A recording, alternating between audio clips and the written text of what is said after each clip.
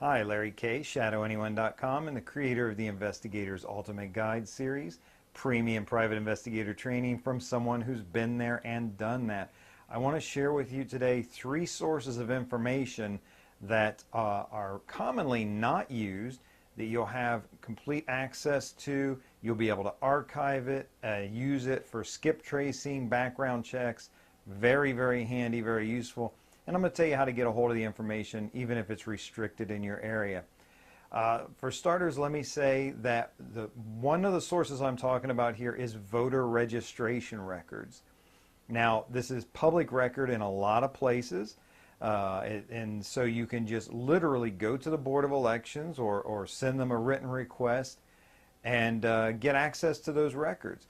And I personally, I've actually gone in and gone on the computers and had them go back and make me a photocopy of the actual voter registration card. Now, a little secret piece of information that's on here that a lot of people don't think about is the signature. An actual signature is on file for that voter. And if you're doing anything, I worked a fraud case once and I needed an exemplar, a sampler, if you will, of the person's signature that they had signed in the normal course of events without any duress or anything like that. And I was able to pull up that sample signature from voter registration records. But you don't have to actually go in and pull up the cards, but that's available to you. What you can do, all the records nowadays are pretty much computerized everywhere, and they're usually kept at the county level. So you want to go to your county level Board of Elections, and you can actually request the full set of records. And right now, currently with the technology, a lot of times that is given to you on a CD, a compact disc. And depending on where you are, your public records laws, the price on this can vary, but it's usually quite reasonable. Usually they can't charge you any extra for the time and labor it costs, just for the materials. Now, before compact disc, these things were kept on magnetic tape, and it was very expensive to get these records. And even if you had the magnetic tape reels, where are you going to access those? You have to have that expensive equipment. But now it's very quick and very easy. So you get the voter registration records, and you know, they're like any large database. You can drop that into a database program, and which you can find cheaply and easily, and have that record at home. And I've run it right off of a desktop, or you can run it off a laptop. And it's a wonderful source, because once those records are in there, you can search them a variety of ways. So for example, you can go and search, if you have the person's name, you can search by name. You can search just the people with that last name. If you want to find just a first name and search for all the Debbies or Deborahs in the county, then you can do that. But you can also throw in other limiting factors to kind of reduce that. So voter registration records have date of birth as well, which is very helpful for background checks and skip tracing. Maybe you want all the Debbies born between this year and this year that are registered voters, and you can really start to limit down your list even with very little information. Now, another interesting thing you can do is there will be an address history as well.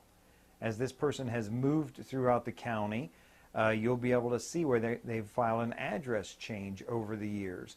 And you do this by either requesting a copy of the voter registration card or going every year and getting a copy of these records. So now you're beginning to archive, have this little bit of history. And the reality is, I only go every 4 years. I go just after a presidential election. You can also go just before a presidential election. There comes a point 30 days, 60 days out, a lot of times, when they stop registering for the upcoming election. But I usually go right after the election, because if you think about it, there's always a big get out the vote push in every county. So you get people going into neighborhoods that you might not normally have access to, that people don't normally open the door. and they're trying to recruit voters in lower income areas into their particular political party. So you have people actually canvassing, going door to door, collecting information that gets into these records. So every 4 years I like to go and pick up a copy of the CDs with these records, and now I have this very nice archived history where I can look back over the years and see when a person has moved or where they've been before. If you've done any kind of skip tracing or any kind of background work, you'll also know it's very handy, and you can do this with these records. You can look at everybody else associated with that address. So now maybe from another source you found the person's address, or maybe you've actually found them in voter registration records. Why not look at every other registered voter that's in that household, in that address? And you're going to get relatives. And as I talk about when I train in skip tracing, you're looking for friends and enemies and family, and ex-roommates, current roommates, family members, all sorts of people who know about this person. If you're in a college town, you might even find college students who register to vote in that county versus going back home to vote. They consider the county that they're in now their county of residence for voting purposes. So you'll have even this history of college students, which is somewhat of a transient population, and of course the people that they lived with, those other people in the address. So voter registration records, very, very handy. You'll find now only a small percentage of people are actual registered voters. You may only find 20% of the people in your county are registered to vote. But if you're in a sizable county, 1 million people, or even if your county is small, 100,000 people, to have a private database of 20,000 people who are giving you their actual real physical addresses. In the phone books, which are almost a joke with the technology today. I don't know too many people that use phone books, but people have unlisted phone numbers, and cell phone numbers, of course, aren't even compiled in those. You cannot have an unlisted voter registration record. If you're registered to vote, you're giving them the address that you're staying at, your physical address, because to avoid voter fraud, they don't want someone to vote only where they have a post office box. So you're getting an actual good physical address on the person. Remarkably strong piece of records to be able to get access to. And again, not only your upper class people and your rich people, and by the way, if you're looking for someone like that and they're being sneaky, they may not own property in their name. They may not, the car may be a lease. One of the places you're going to find wealthy people listed with an actual physical address is voter registration records. And then again, kind of the seedier parts of town, people who normally wouldn't give any information to anyone, they'll have strong feelings, or they'll be with friends and they will answer questions on a door-to-door person registering to vote, and you've got access to those records too. So voter registration records. Now here's a tricky thing. What if it's not public record in your area? What if it's restricted? Here, this is a big secret. You can get access to them. Here's how you do it. You file to run for office in your county or in your area. Now, being someone who runs for office, you're going to have access to those records. You ever notice when the elections come around, your mailbox just gets stuffed with postcards and letters from the different parties, the different candidates? The reason they have your address is because they have access to those voter registration records. So, if your area is restricted, file the paperwork to run for office, and then you can have access to those voter registration records when virtually no one else has access to them. Very, very valuable. A second source of records like this, and it's going to be a smaller percentage of the population, but bear with me and let me tell you why this is a really cool source. Dog registration records.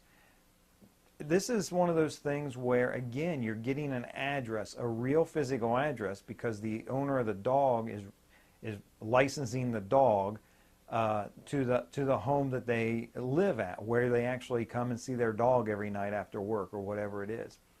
Now, again, now you're talking about a very slim portion of population. In my experience, about 5% of the population have dog licenses.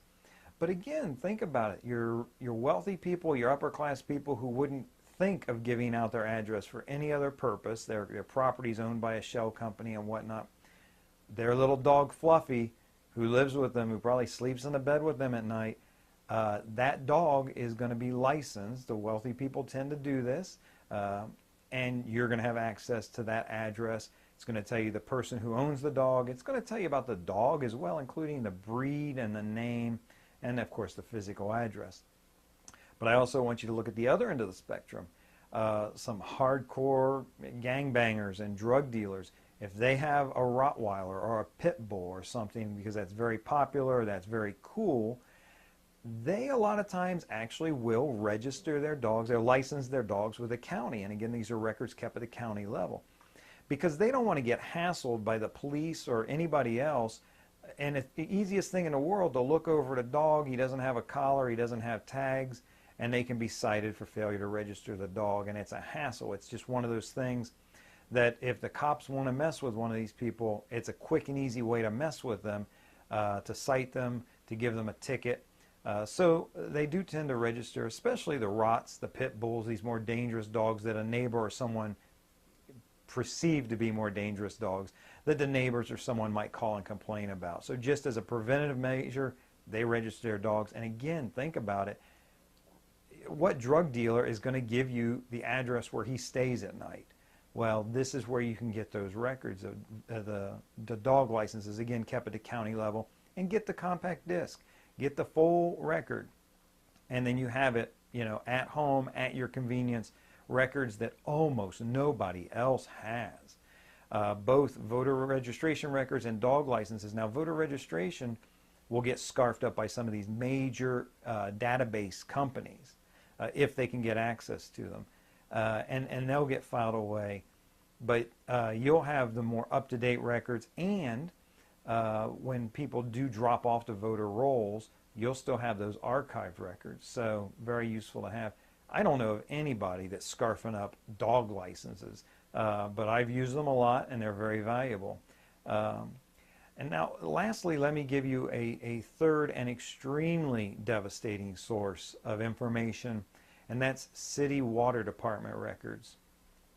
If your city is supplying water, then very likely that's public record. And so, think about it. If they're getting water from the city, you got to have water. The city has a record of the address, the account holder's name, phone numbers, just all that type of stuff. And it's very handy to have, and you can have access to this. Now, I have to admit, I have not gone and gotten the compact disc or archive records for city water records. I just have not felt the need for that, but I do go when I need and request the information from the city Department of Water so that I can get access to whatever information I have. Now, I want you to really think about this in terms of telephone numbers and cell phone numbers. If you've got an account, a water account, the chances are you've given them a phone number, they've got a phone number, maybe they've just plain straight up captured a phone number when you've called their phone number to file for an account, open a water account. You can search these records a variety of ways. And here's the phrase that I use if I have a phone number that I need to turn around with the city water department. I'll just tell them I need a service address by phone number. And that's the language they speak. They understand that. They type in the phone number and they bring up the service address. They bring up the address where the water is. Again, a devastating record to be able to access. And just think for a few moments about how many times you've had to turn around a cell phone number. And again, now I can't give you percentages, but I can tell you if a person has water and it's provided by the city, chances are their cell phone number is there for yours for the taking. So very valuable records to be able to access there. And again, how can you be exempt? Everybody needs water. If they're getting it from a private company, that's one thing, but if it's going through the government, then it's very likely public record for you. Now, finally, I want to tell you, you can use all these types of records, whether you keep them at home and access them, whether you go out or make contact and fill out a request for the records. You can use these for networking. Again, if you know other investigators in your area, and maybe not just straight up PIs, but if you know somebody who works in a loss prevention department at one place, or skip traces for a collection agency in another place, you know, if you're going to access these records, let them know. Say, hey, if you need to run an address, I've got access, and you may not even want to tell them what your sources are. You may tell them, hey, I've got access to some records that, you know, they're pretty hit and miss, but you never know. I'm happy to run something for you. And use it to network. What harm is it for you if a trusted, reliable investigator calls you up and says, hey, I got a phone number, or hey, I got an address, can you tell me who all you got there? And you know, you run them through voter registration, you run them through dog licensing, you say, hey, these are the names that I have associated with that address. So you can use it to network, build some relationships, grow your business, expand when you can call on someone and say, hey, I've got a phone number that's not coming up for me, or I got an address that I'm stuck on. So really, really valuable stuff. This is not anything I would ever teach for free. It's just not something that I give out. It's too powerful, way too strong, and honestly, I just don't trust people to have this information. It's that good. But you deserve it. You've earned it. And I want you to have the very best that I have to offer. I want to make sure that you know this information. Remember, there is a complete course, the Investigator's Ultimate Guide series, including missing persons and fugitives, process serving, and surveillance. If you're missing one of those from your collection and you think you need it or you're interested in it, I highly recommend you check it out, but make sure that you're getting all the training you need, really good stuff just like this. This is Larry K, shadowanyone.com. Remember, do the right thing, even if it's the hard thing.